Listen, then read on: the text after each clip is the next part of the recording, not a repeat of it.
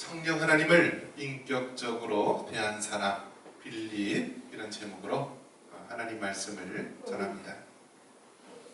우리는 성경을 보면서 사람이 얼마나 대단한가 감탄할 때가 많이 있습니다.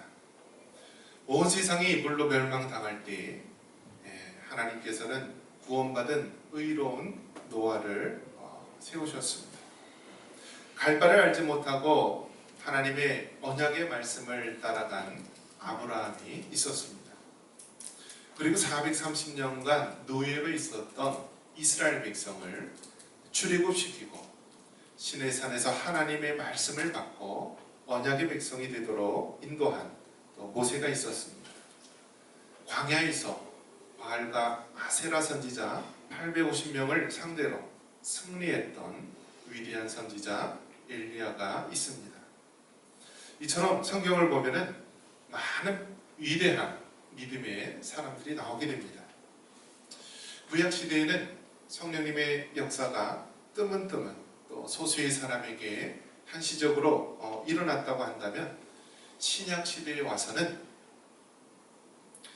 하나님께서 오순절날 성령 강림 사건이 일어나면서 두려워하고 무서워 떨었던 제자들과 많은 성도들이 능력 있는 하나님의 사람으로 사용되는 것을 보게 됩니다. 이러한 것을 봤을 때 성경은 과연 위대한 사람에 의해서 이끌어졌는가?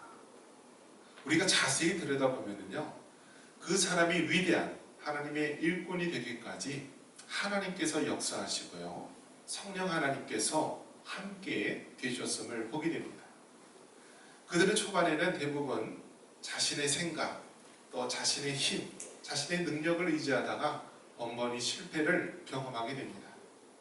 그러다가 하나님 앞에 전적으로 의지하는, 하나님만 신뢰하는 신앙, 성령 하나님만을 의지하는 신앙을 가지고 살아갈 때 능력 있는 하나님의 사람으로 세워지는 것을 보게 됩니다.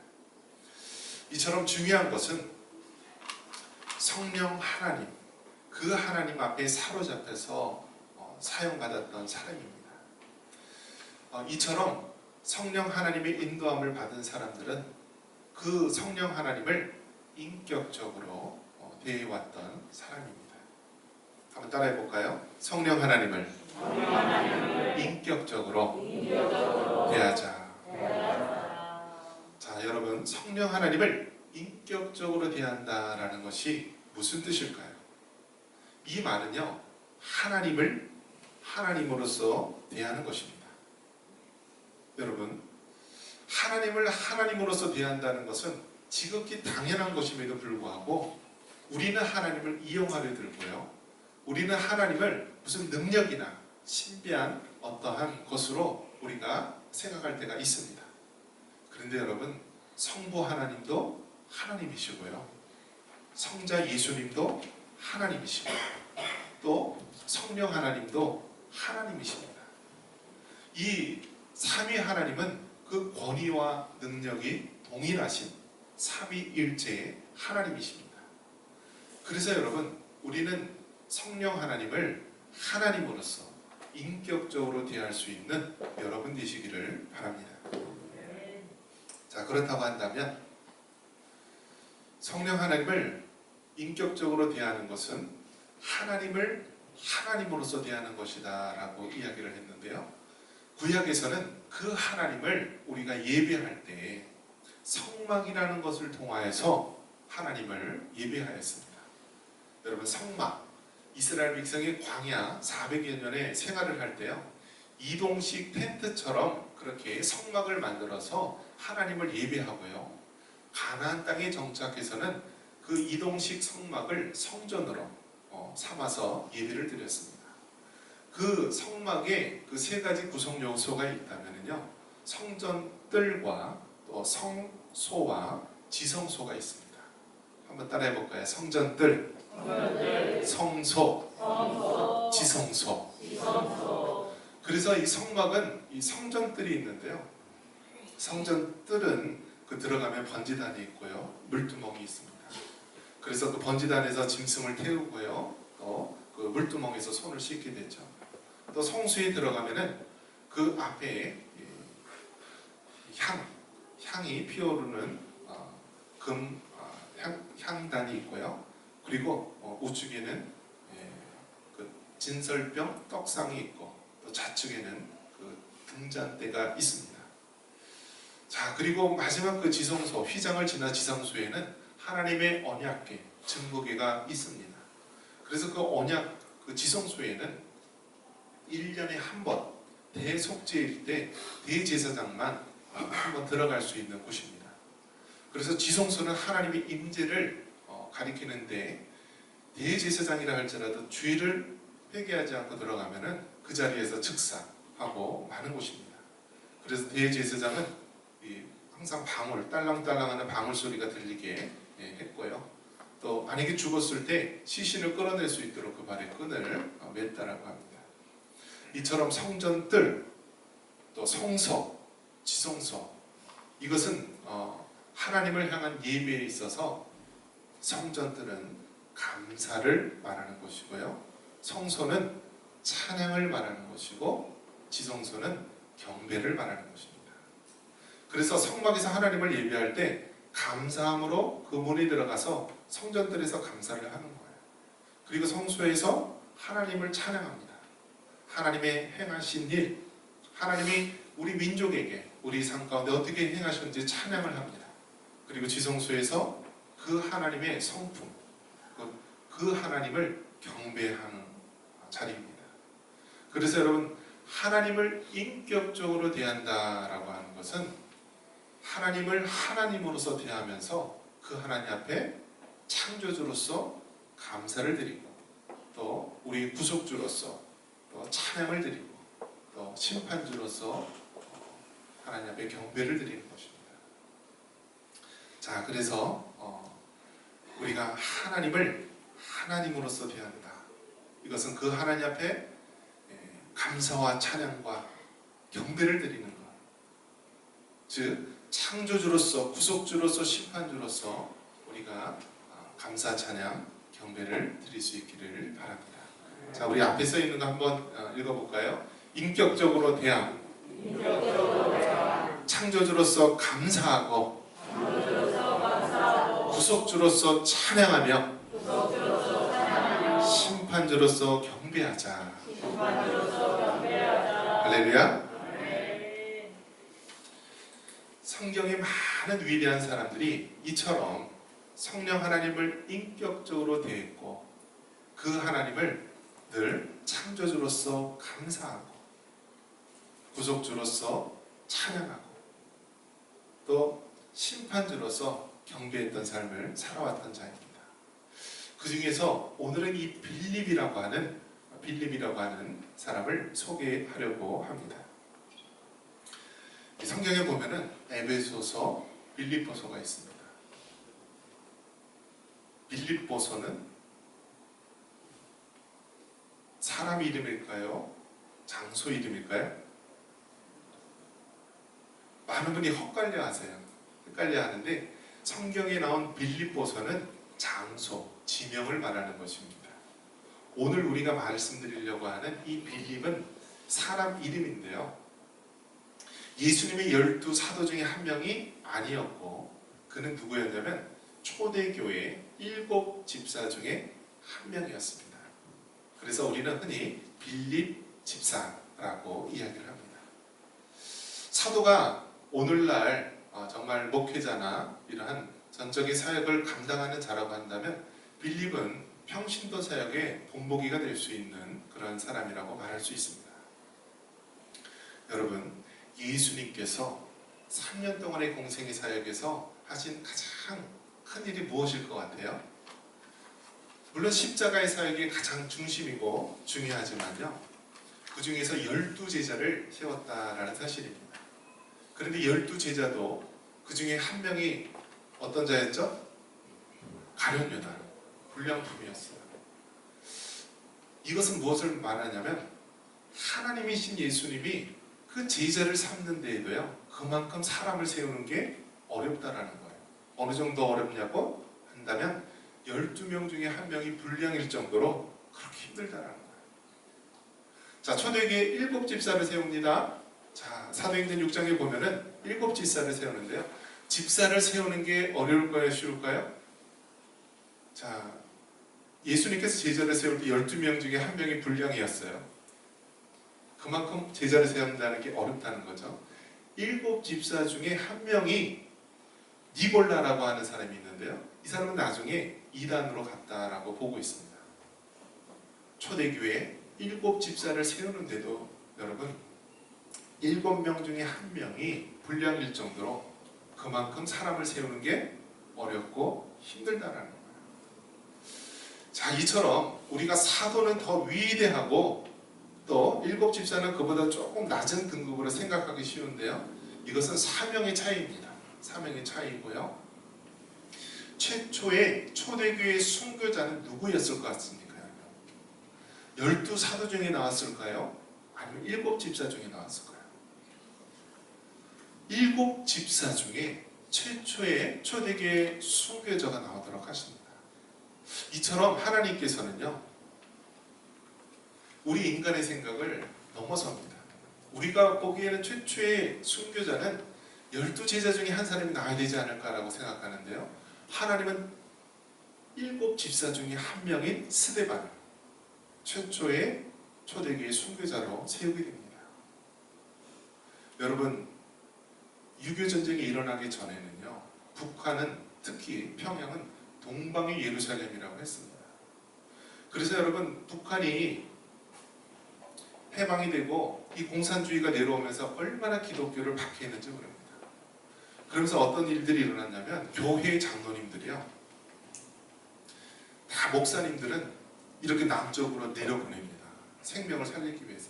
그래서 한경진 목사님이나 많은 분들이 신의주 제2교회에 계셨고, 그러다가 다 이렇게 남한으로 오고요.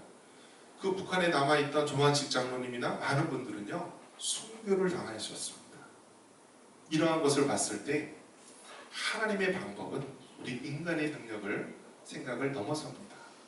최초의 순교자가 바로 7 집사 중에서 생기게 되었고요. 그리고 이 복음이 증거될 때요, 최초의 초대교회는 예루살렘 교회입니다. 그리고 그 다음에 교회가 세워지게 되는데요, 사마리아 땅에 복음을 전한 사람이 누군가? 그 사람이 바로 빌립입니다. 빌립 집사님이 사마리아 지역에 복음을 전했습니다. 그 당시 여러분, 이스라엘, 유대민족은 사마리아 사람에 대해서 어떤 인식을 갖고 있냐면, 저 사마리아인들은 매국노고 저들은 아예 땅을 밟지도 않고 돌아가고 얼굴도 상종하기 싫다라고 여겼습니다. 그래서 유대인들은요, 가까운 이 땅을, 사마리아 땅을 질러갈 수 있음에도 불구하고 빙 둘러서 갈 정도로 사마리아인들을 증오했습니다. 그들은 이스라엘이 멸망했을 때 그 이스라엘을 압제했던 사람들에 의해서 혼혈 정책을 썼고요. 그러니까 그들은 순수한 혈통의 이스라엘이 아니라 주로 이방인들의 피가 섞인 혼혈족이었습니다. 그래서 유대인들은 사마리아 사람을 아주 싫어했는데, 이 사마리아 땅에 가장 먼저 복음을 전한 사람이 빌립이었습니다. 그래서 빌립이 복음을 전하면서요, 그곳에 베드로와 요한을 보내서 이들이 정말 복음을 받고 성령을 받았는가 확인하고 시찰하기 위해서 그 땅을 보기도 했습니다. 성령 하나님을 인격적으로 대했던 빌립, 최초의 순교자가 7 집사 중에 한 명인 스데반에게 나왔고요.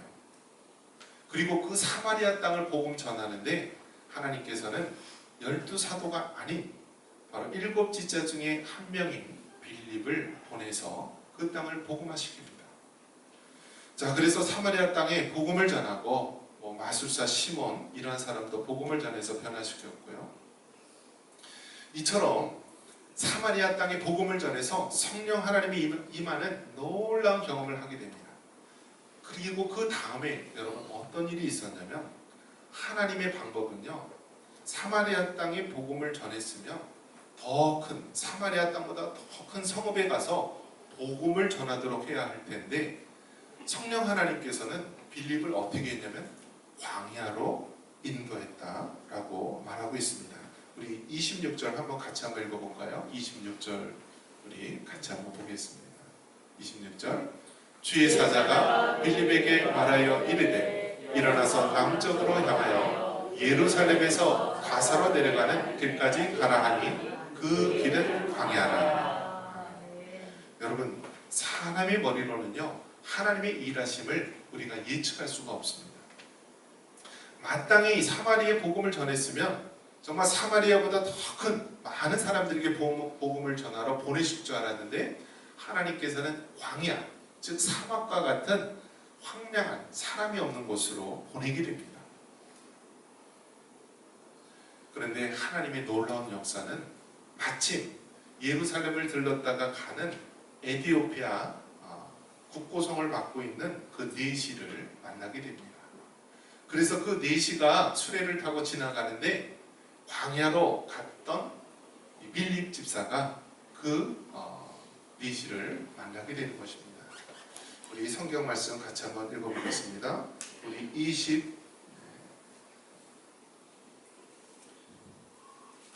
29절 30절 말씀 같이 한번 읽겠습니다. 29절 30절입니다.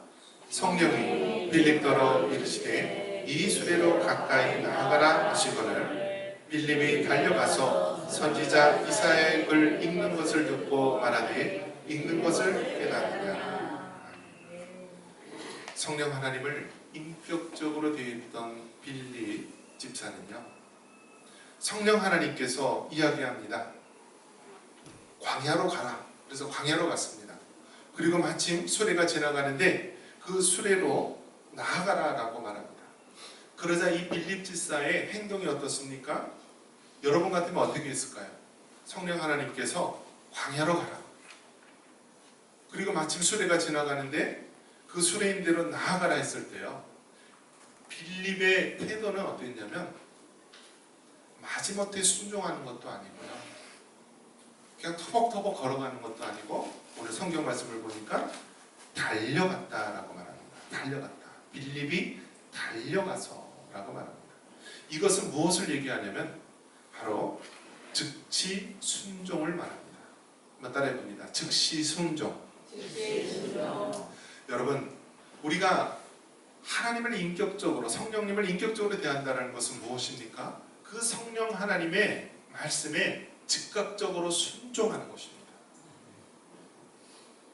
마지못해 순종하는 것, 아니면 내 생각대로 한 일부만 순종하고 나머지는 순종하지 않는 것, 그러한 것이 아니라요 전폭적으로 하나님의 말씀을 듣고 그 말씀을 즉시 바로 즉각적으로 순종하는 것을 말하는 것입니다.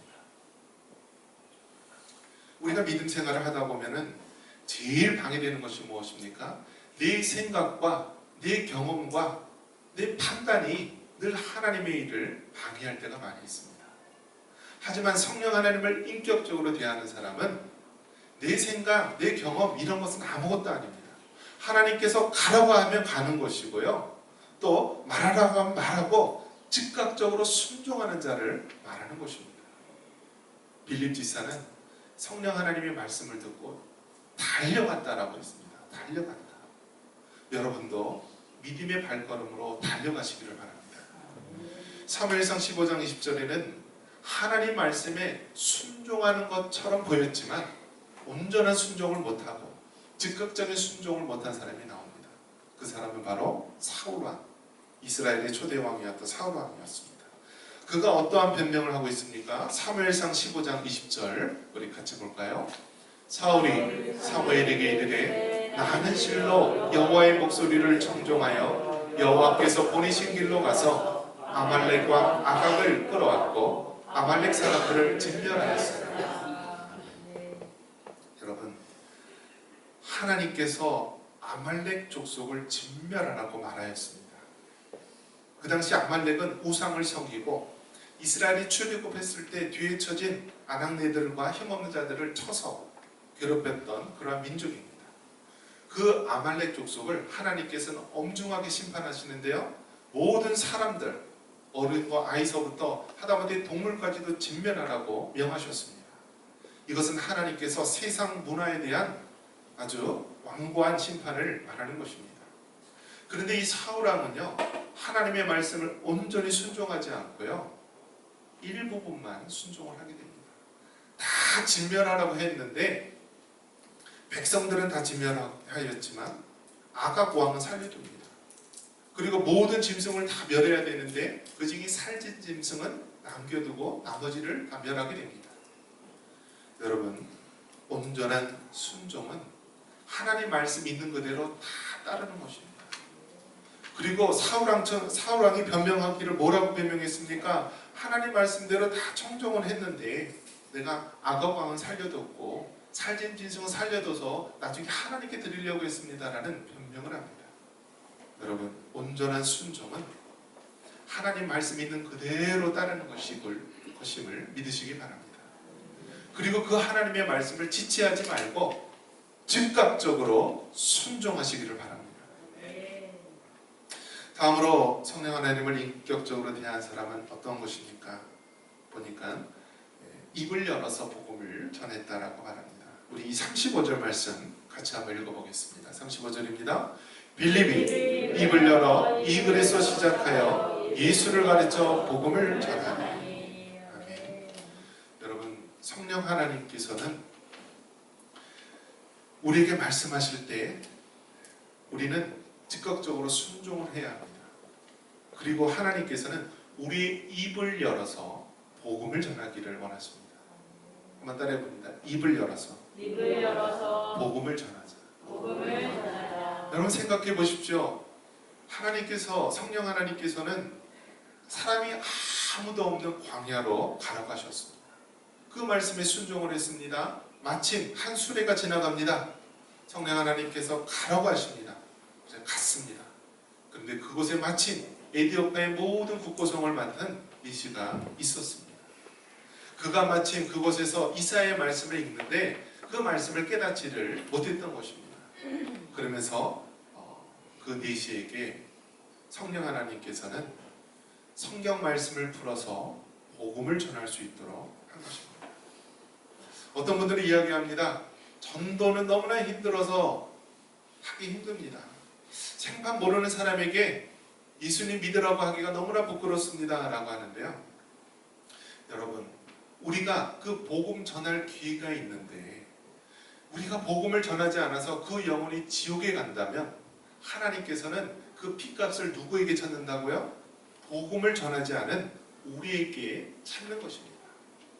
그 사람이 예수님 복음을 듣고 믿든지 안 믿든지는 우리가 해야 할 바가 아닙니다. 그것은 하나님이 하시는 것입니다. 하지만 우리가 입을 열어서 전하는 것은 우리가 해야 될 사명입니다. 빌립 집사는요, 성령 하나님께 즉시 순종하고 입을 열어서 예수님 복음을 증거하는 것입니다. 평양 시내에는 과거 정말 이 복음이 초기에 들어왔을 때 늘 외쳤던 소리가 있었습니다. 한번 따라해 볼까요? 예수 천국, 불신 지옥. 여러분, 이것은 예수 천국, 불신 지옥은요, 이 복음을 핵심적으로 담고 있는 말씀입니다. 예수님을 믿으면 천국에 가지만 예수님을 믿지 않으면 지옥에 간다는 것입니다. 어떤 분들은 예수 천국, 불신 지옥이 너무 무식하게 전도한다라고 말하지만 이것은 복음의 원색적인 뜻을 가지고 있는 것입니다. 여러분, 우리가 예수님을 전하고 예수님 믿고 천국 가세요라고 중요한 것뿐만이 아니라 예수님을 믿지 않으면 영원토록 지옥의 불심판을 받습니다라는 것을 같이 전해야 되는 것입니다. 여러분의 입을 열어서 복음을 증거할 수 있기를 바랍니다. 성령 하나님을 인격적으로 대했던 빌립은 어떻게 합니까? 세례를 베풀고 또 성령 하나님의 이끌림 속에 나아갑니다. 우리 38절, 39절 같이 읽어보겠습니다. 38절, 39절. 이에 명하여 수레를 멈추고 빌립과 니시가 둘 다 물에 내려가 빌립이 세례를 베풀고 둘이 물에서 올라가서 주의 영이 빌립을 이끌어 간지라. 내시는 기쁘게 귀를 감으로 그를 다시 보지 못하니라. 아멘. 성령 하나님을 인격적으로 되어 있던 빌립은요, 하나님 말씀에 즉각 순종했고 입을 열어서 복음을 증거했습니다.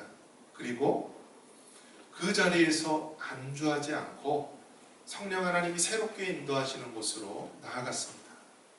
주의 영이 빌립을 이끌어간지라. 여러분, 자전거는 어떻습니까? 멈추면은 넘어지게 되어 있습니다. 어떻게 해야 되죠? 달려가야 됩니다. 그 목표를 향해서 계속 나가야지 넘어지지 않고 계속 나아갈 수 있는 것입니다. 우리의 인생도 마찬가지입니다. 우리가 천국을 향하여서 계속 나아가야 되지, 이제는 할 만큼 했다, 이제는 좀 쉬어야겠다, 이제는 은퇴해야겠다, 이제는 다 놔도 되겠다 하면 어떻게 됩니까? 우리의 신앙은 넘어지는 것입니다. 여러분, 이 빌립 집사는요, 하나님의 사명, 그 에디오피아 니시에 복음을 전하고 그 땅이 복음화되는데 아주 중요한 역할을 했습니다. 그리고 그 일로 끝나는 것이 아니라 성령 하나님께서 이끄시는 대로 그 다음 목표를 향하여 나아갔습니다. 여러분, 현실에 안주하지 마시고 더 큰 사명을 향하여서 나아가시기를 바랍니다. 마태복음 17장 4절에 보면 변화산에서 베드로와 야고보와 요한이 예수님께서 아주 영광스러운 그 빛이 가득한 모습을 보게 됩니다. 베드로가 뭐라고 얘기합니까? 주여, 우리가 여기 있는 것이 좋사오니 라면서 초막셋을 짓고, 하나는 예수님을 위해서, 엘리야를 위해서, 또 모세를 위해서 그렇게 하자고 이야기합니다. 여러분, 여기가 좋사오니라는 그런 안주하는 신앙으로 머물지 마시고요, 예수님께서 변화산에서 그 세 제자를 다시 땅으로 내려갔듯이 우리는 성령 하나님의 인도하심 속에서 나아갈 수 있기를 바랍니다. 말씀을 믿습니다. 성령 하나님, 그 하나님을 인격적으로 대하시기를 바랍니다. 창조주 하나님으로서 감사하시고, 구속주 하나님으로서 찬양하시고, 심판주 하나님으로서 경배할 수 있기를 바랍니다. 그 하나님 즉각적으로 순종하시고 입을 열어 복음을 전하며 성령 하나님의 인도함 속에 살아갈 수 있는 우리 모두가 되기를 주님의 이름으로 축원합니다.